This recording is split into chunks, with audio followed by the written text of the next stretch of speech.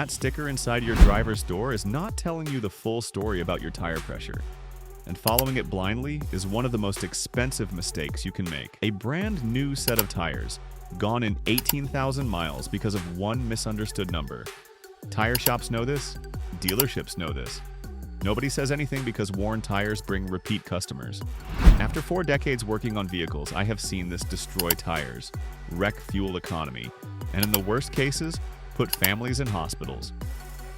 These are the tire pressure mistakes that are costing you money right now, and the corrections that will double the life of your rubber. Stay until the end, because the final mistake is the one that kills people even when the pressure is set perfectly. Before we get into it, if you want real, straight talk about what actually keeps your vehicle safe and saves you money at the same time, subscribe to Make Car Go right now. No brand deals, no sponsored content, just 40 years of hard-earned experience. Hit that subscribe button and let us get into it. The number on your tire sidewall is not your tire pressure. This is the most widespread tire pressure myth on the road, and it causes more damage than anything else on this list. That large number stamped into the sidewall of your tire, the one that says something like 51 pounds per square inch or 44 pounds per square inch, is the maximum pressure the tire casing can physically contain. It is not the recommended operating pressure for your vehicle. Running your tires at the sidewall maximum is dangerous and destroys them faster than almost any other mistake.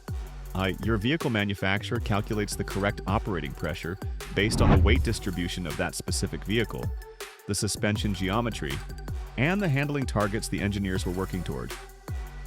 That calculated number lives on a sticker inside your driver's door jamb. Open the door and look at the door frame. The sticker lists the correct front and rear pressures, specifically for your vehicle with its factory tires. That number is the one that matters, not the sidewall, not the 32 psi the gas station air pump defaults to, not whatever the last shop inflated them to. The door jamb sticker and nothing else. Checking pressure after a drive gives you a reading that does not exist. Tire pressure is not a fixed number. It changes constantly based on temperature, and driving generates significant heat through friction between the tire and the road. A tire that reads 35 psi after a 20-minute drive will read 29 to 31 psi when properly checked cold. That gap of 4 to 6 pounds per square inch is not a minor variance. It is the difference between a correctly inflated tire and one that is running dangerously low. The rule is simple. Check tire pressure cold. That means before driving or at least 3 hours after the vehicle was last moved. First thing in the morning before work is the ideal window. Checking right after your commute or worse at the gas station after driving across town gives you an inflated reading that masks the real pressure the tire's actually running at. A hot reading is not a useful measurement. It is a false number that gives you false confidence while the tire continues running low. Cheap stick gauges are lying to you by up to 7 pounds per square inch. Even if you are checking at the right time, the tool you use determines whether that check means anything at all. Those thin stick-style gauges sold at gas stations and hanging on impulse buy hooks at auto parts stores are routinely 3 to 7 psi inaccurate. You press it onto the valve stem, a plastic stick slides out, and you read a number that has almost no relationship to what is actually inside the tire. One customer came in furious that his new tires had worn out in 25,000 miles. He insisted he checked pressure every single week. I pulled out my calibrated gauge and tested the tires while he watched. All 4 were reading 28 pounds per square inch. His vehicle specified 35 pounds per square inch. He was running 7 pounds per square inch low on every tire for months. Then I tested his stick gauge on the same tire. It read 35 pounds per square inch. 7 pounds per square inch of error on a tool he trusted completely. A quality digital gauge costs between $15 and $25 from any reputable brand and reads accurately to within 0.5 pounds per square inch. It lasts years. The money it saves in tire wear and fuel costs in the first 6 months alone covers that purchase price many times over. Your tire pressure is only ever as accurate as the gauge you are using to measure it. Seasonal temperature swings are draining your tires. Every single year, Tire pressure drops approximately 1 psi for every 10-degree Fahrenheit drop in ambient temperature. That relationship is physics, and it does not respond to being ignored.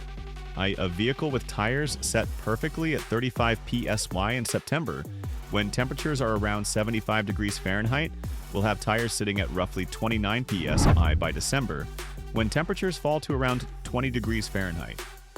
That is 6 psi lost without a single leak, nail, or valve issue.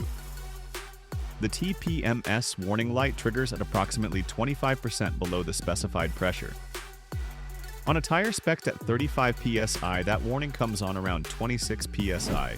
Drivers who set their tires in autumn and never check again will often spend an entire winter running 4 to 6 psi low without the light ever coming on, because the drop is gradual and stays just above the warning threshold. Fuel economy drops, tire wear accelerates, wet weather handling gets sloppy, and the driver assumes everything is fine because no warning light appeared. Check and adjust at every seasonal transition. When temperatures fall in autumn, add air. When spring arrives, check for overinflation. Seasonal adjustment takes 5 minutes and costs nothing. Tires lose pressure. Naturally, even when nothing is wrong with them. Even a perfectly sealed tire on a perfectly sealed wheel with a perfectly functioning valve loses roughly 1 psi per month through natural permeation. The rubber compound that makes up the tire casing is porous at a molecular level. Air molecules are small enough to work their way through the material slowly over time. This is not a defect, it is simply the physical property of rubber under pressure. A customer was convinced all 4 of his tires had slow leaks. I submerged each one in water and checked every valve and bead. No leaks anywhere. He had set the pressure 6 months earlier and never checked again. Each tire was sitting 5 to 6 psi low from natural loss alone. Monthly pressure checks are not about finding problems. They are about compensating for the slow, invisible, completely normal loss that happens to every tire on every vehicle that has ever been built. Front and rear tires on most vehicles need different pressures.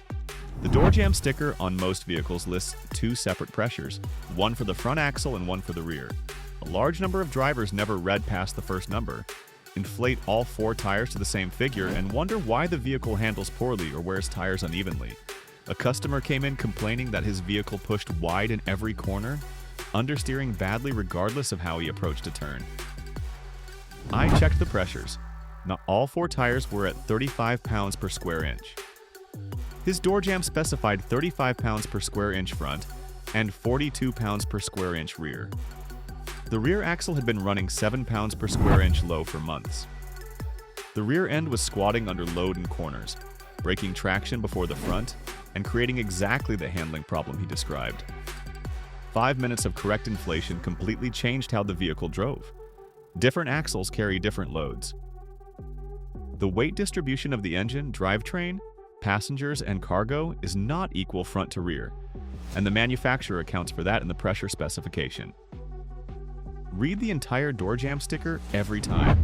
Front pressure and rear pressure. Inflate accordingly. Overinflating does not save fuel. It destroys tires and traction. Some drivers intentionally run 5 to 10 pounds per square inch above specification, believing it reduces rolling resistance and improves fuel economy. The fuel saving is marginal at best. The damage is significant and predictable.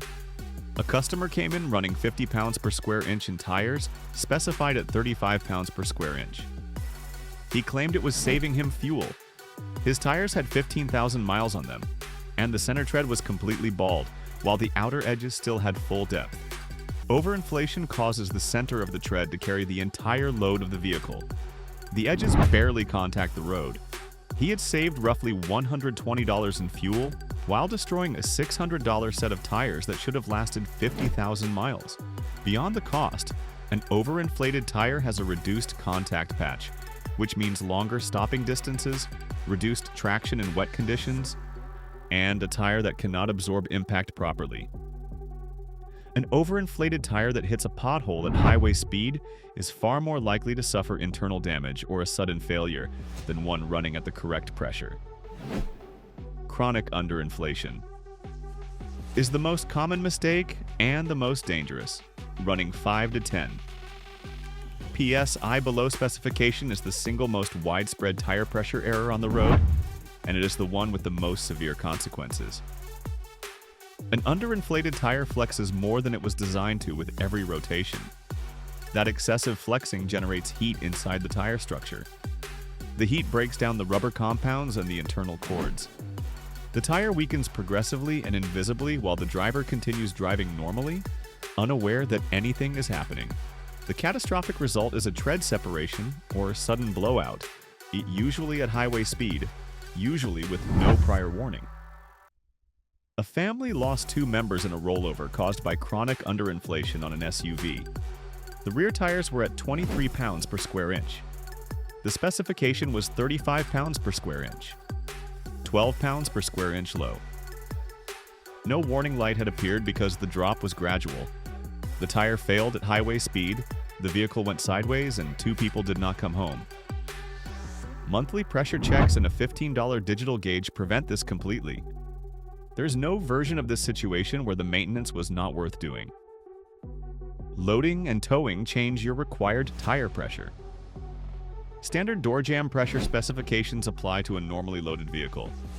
When you add significant cargo weight or connect a trailer, the load on the tires increases substantially and the required pressure increases with it. Driving with a heavily loaded truck, or towing a trailer at the unloaded pressure specification, puts excess stress on the tire structure and generates dangerous heat buildup.